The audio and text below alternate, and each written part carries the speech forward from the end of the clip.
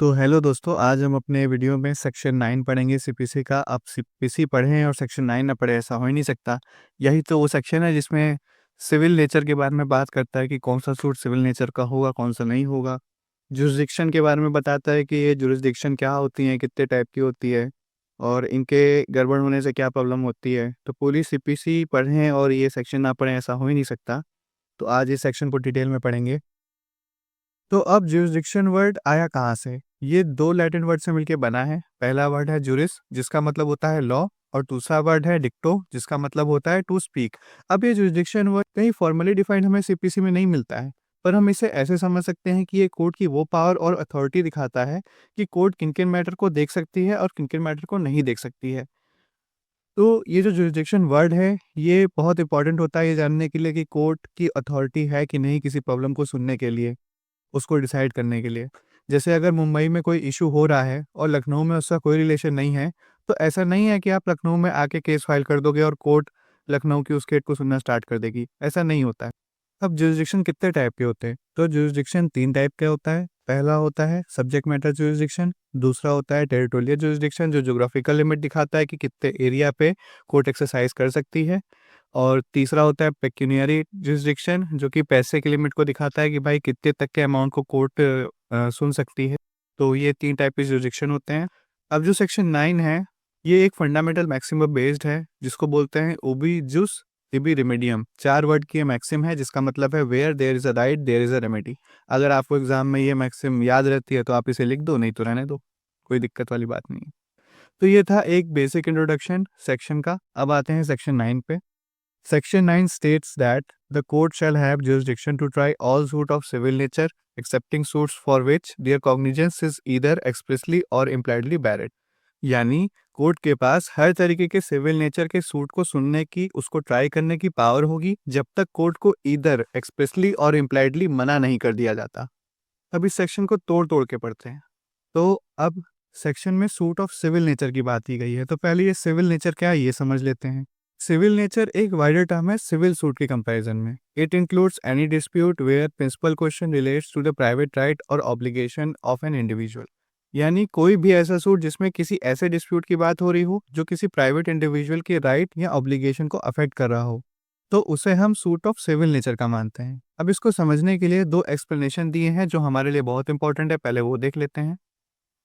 Explanation word: A suit regarding a right to property or to an office is a suit of civil nature। Explanation 1 कहता है कि अगर कोई भी ऐसा सूट है जो किसी इंडिविजुअल के राइट टू प्रॉपर्टी या उसके राइट टू एन ऑफिस से रिलेटेड है, तो कोर्ट ऐसे मामले को सुन सकती है, भले ही डिसीजन तक पहुंचने के लिए कोर्ट को रिलीजियस रिट्स और सेरेमनी से होके ही क्यों ना गुजरना। ऐसे सूट को हम सूट ऑफ सिविल नेचर का ही कहते हैं। एग्जाम्पल के तौर पे मान लो कोई मंदिर है, या ऐसा कोई मंदिर है जिसमें कोई पंडित जी हैं, वो उस मंदिर के सारे पूजा पाठ और फंड संभालते हैं, और अब वो किसी रीज़न की वजह से कंटिन्यू नहीं कर सकते, तो अब उनकी जगह कौन लेगा, कौन भरेगा उनकी जगह को? अगर इससे रिलेटेड कोई डिस्प्यूट कोर्ट के सामने आता है तो हम इसे सिविल नेचर का ही मानेंगे, क्योंकि कोर्ट ऐसे मैटर को राइट टू एन ऑफिस की नज़र से देखेगी, चाहे सैलरी मिलती हो या ना मिलती हो, चाहे फैसले तक पहुंचने के लिए उसे सारे रिलीजियस रिट्स और सेरेमनीज यानी जो प्रथाएं चल रही थी, जिस तरीके से ट्रेडिशन फॉलो हो रहा था, उसमें ही क्यों ना घुसना पड़े। Explanation 2: it does not matter if the office carries a salary और fees, if is attach to a place it is an office. भले ही उस जगह पर कोई सैलरी मिलती हो या ना मिलती हो, अगर वो किसी जगह से अटैच है तो उसे ऑफिस ही माना जाएगा। ये हमारा एक्सप्लेनेशन 2 कहता है सेक्शन 9 का। अब सेक्शन 9 में 2 वर्ड का यूज किया गया है, एक एक्सप्रेस बार और इम्प्लाइड बार। इन दोनों को समझना में बहुत जरूरी है। एक्सप्रेस बार क्या होता है? इसका मतलब होता है कि जब सीधा सीधा किसी एक्ट के अंदर जो लेजिस्लेचर ने बनाया है उसमें लिखा हो कि इस तरीके के मैटर्स को सिविल कोर्ट एंटरटेन नहीं करेगी, तो इसे हम एक्सप्रेस बार कहते हैं, और कोर्ट ऐसे मैटर को नहीं ट्राई करती है। इम्प्लाइड बार हम उसे कहते हैं जब हमारी लेजिस्लेचर ने कोई नया ट्रिब्यूनल बना दिया हो या कोई अदर बॉडी बना दी हो जो किसी स्पेसिफिक तरीके के मैटर्स को सुनने की और उसे कंप्लीट रेमेडी देने की पावर रखती हो। यानी जितनी एक सिविल कोर्ट के पास पावर होती है, उतनी उस पर्टिकुलर बॉडी के पास भी पावर है फैसला सुनाने के लिए। तो इसको हम इम्प्लाइड वे में कहते हैं कि भाई सिविल कोर्ट का जो जो जुरिसडिक्शन है वो बैरिड है, क्योंकि एक्सप्रेसली तो लिखा नहीं गया है, पर कोई एक सेपरेट ट्रिब्यूनल बना दिया तो अब वो उस स्पेसिफिक काइंड्स ऑफ केसेस को डील करेगी। इसका एग्जांपल मैंने आपको एक आसान तरीके से दिया था कि मान लीजिए आपके घर में कोई काम वाली बाई काम कर रही है, बर्तन मांजने के लिए आ रही है। अब अचानक से आपने उसे खुले और तौर से नहीं कहा कि भाई कल से तुम मत आना, लेकिन तुमने दूसरी एक काम वाली बाई घर पे रख ली। तो अब वो जब आएगी पहली बारी तो देखेगी कि भाई कोई और पहले से बर्तन मांज के जा रहा है, तो उसकी ज़रूरत खत्म हो गई है। तो इस कंडीशन में आप इस एग्जांपल के समझ सकते हो इम्प्लाइड बार का मतलब क्या होता है। ठीक, two essential conditions of section 9 to apply. ठीक है, तो सेक्शन 9 के अप्लाई होने के लिए दो एसेंशियल कंडीशंस दी हुई हैं। The suit must be of civil nature, पहला, and second, the cognizance of such suit must not have been expressly और इम्प्लाइडली बैरिड। यानी फर्स्ट है कि सिविल नेचर का सूट होना चाहिए, दूसरा कोर्ट का जो कॉग्निजेंस है उसको एक्सप्रेसली या इम्प्लाइडली बैरिड ना किया गया हो। अब टाइप्स ऑफ जुरिसडिक्शन और कंसिक्वेंसेस ऑफ डिफेक्ट देखते हैं। जुरिसडिक्शन तीन तरीके के होते हैं। फर्स्ट, सब्जेक्ट मैटर जुरिसडिक्शन, यानी कोर्ट किस तरीके के केसेस को देख सकती है, इसे सब्जेक्ट मैटर जुरिसडिक्शन कहते हैं। जैसे एक फैमिली कोर्ट है, वो मर्डर के केसेस नहीं देख सकती। ये एक एग्जांपल है, बट रियल लाइफ में और कॉम्प्लेक्स क्वेश्चन आते हैं कोर्ट के सामने कि भाई इस मैटर पे एडजुडिकेट करने के लिए हमारे पास पावर है कि नहीं है।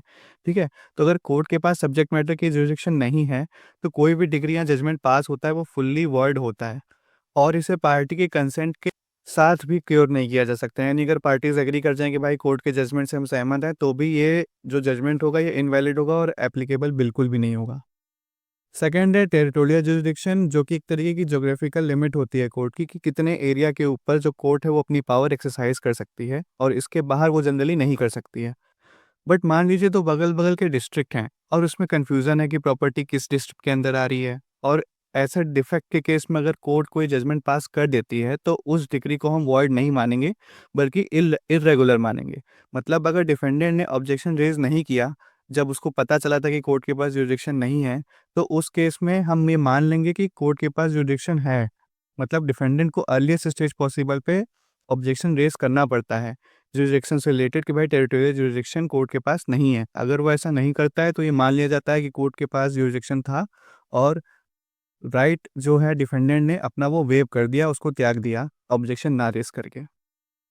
थर्ड है पेक्यूनियरी जुरिडिक्शन, ये मॉनेटरी वैल्यू होती है कि भाई कितने तक के केसेस कोर्ट देख सकती है। जैसे स्मॉल कॉजेस कोर्ट्स लाखों के मैटर नहीं देख सकती है। टेरिटोरियल की तरह ये भी सिर्फ एक इरेगुलरिटी मानी जाती है अगर ऐसे कंडीशन में डिग्री पास हो जाती है तो।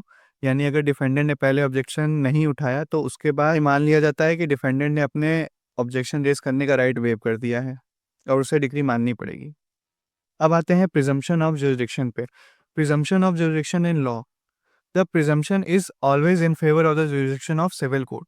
मतलब जनरल केसेस में ये माना जाता है कि कोर्ट के पास जुरिडिक्शन है उस मैटर को सुनने के लिए। बट अगर कोई पार्टी क्लेम करती है कि कोर्ट के पास जुरिडिक्शन नहीं है उस मैटर को सुनने के लिए, तो उसी पार्टी को प्रूव करना पड़ता है कि भाई कैसे जुरिडिक्शन बैरिड है लॉ में। ठीक है, और प्रिजम्पशन जनरली, ये जो प्रिजम्पशन है ये जनरली टेरिटोरियल और पेक्यूनियरी जुरिडिक्शन के लिए ही है। सब्जेक्ट मैटर एक बहुत ही स्ट्रिक्ट है और वो सबसे ज़्यादा इंपॉर्टेंट होता है। अगर सब्जेक्ट मैटर जुरिडिक्शन किसी के पास नहीं है तो वो जजमेंट वॉइड होगा और कभी भी उसको चैलेंज किया जा सकता है। अब रूल ऑफ स्ट्रिक्ट कंस्ट्रक्शन, मान लीजिए कि कोई लॉ है, कोई स्टैट्यूट है, अब उसमें कोई चीज़ लिखी हुई है और वो थोड़ी-सी डाउटफुल है कि भाई ये कोर्ट के जुरिडिक्शन को बैरिड कर रही है या नहीं कर रही है। तो ऐसे में क्या होगा? ऐसे में होगा ये कि कोर्ट इस स्टैट्यूट की लैंग्वेज को स्ट्रिक्टली पढ़ेगी और अगर कोई भी डाउट आता है, जिसमें क्वेश्चन आता है कि भाई कोर्ट के पास जुरिडिक्शन है कि नहीं है, तो ऐसे में इसका जो बेनिफिट होगा वो कोर्ट को मिलेगा और कोर्ट को पावर मिल जाएगी उस मैटर को सुनने के लिए। अब आते हैं कुछ इंपॉर्टेंट केस लॉज पे। तो सबसे पहला केस है पीएमए मेट्रोपॉलिटन वर्सेस मोरन मार मठोरमा। ठीक है, तो इस केस में हुआ क्या था? इस केस में एक चर्च था और दो ग्रुप थे। दोनों ग्रुप के बीच एक डिस्प्यूट चल रहा था कि चर्च की अथॉरिटी और फंड्स कौन हैंडल करेगा। तो इस केस में ये हेल्ड हुआ था कि जो कोर्ट है वो इस केस को डिसाइड कर सकती है क्योंकि ये केस एक सिविल नेचर का है, भले ही जजमेंट को सुनाने के लिए रिलीजियस मैटर से होकर गुजरना पड़े। और इस मैटर को कोर्ट ने राइट टू एन ऑफिस की नज़र से देखा था। Second one is Dulhabai versus state of MP.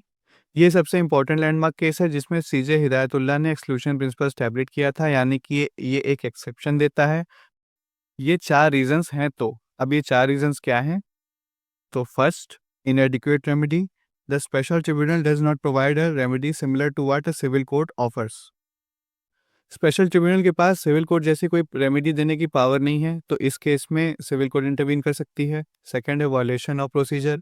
Tribunal अपने ही स्टैट्यूट के प्रोसीजर को फॉलो करने में फेल हो जाता है। थर्ड है अल्ट्रा वायरस एक्ट। ट्रिब्यूनल का कोई फैसला अनकॉन्स्टिट्यूशनल हो जाता है, तो भाई इसका इस कंडीशन में तो सिविल कोर्ट के पास पावर आई जाएगी। अब्यूज ऑफ पावर, यानी ट्रिब्यूनल ने अपनी अथॉरिटी के बाहर जाकर कोई काम कर दिया, वो जो उसके पास अथॉरिटी नहीं थी उसने वो भी कर दी, तो ऐसे में अब्यूज ऑफ पावर हो गया, तो इस कंडीशन में भी सिविल कोर्ट के पास जुरिडिक्शन आ जाएगी। तो दोस्तों ये था सेक्शन 9। आपने समझ लिया होगा, कोई चीज़ समझ में ना आई हो तो कमेंट करके बता सकते हैं, मैं उस कमेंट का रिप्लाई दे दूंगा और उस कमेंट को एक लाइक भी दे दूंगा। आप सब्सक्राइब कर देना मेरे चैनल को, क्योंकि हमारा सफ़र बहुत लंबा चलने वाला है। अभी मैं पूरी सीपीसी के प्लेलिस्ट बनाऊंगा, उसके बाद बीएनएसएस की प्लेलिस्ट बनाऊंगा, तो आपको मेरे इस यूट्यूब चैनल पे नोट्स भी मिल जाएंगे। आप स्क्रीनशॉट लेते रह सकते हैं, कॉपी पेन लेके बैठा करिए। Thank you.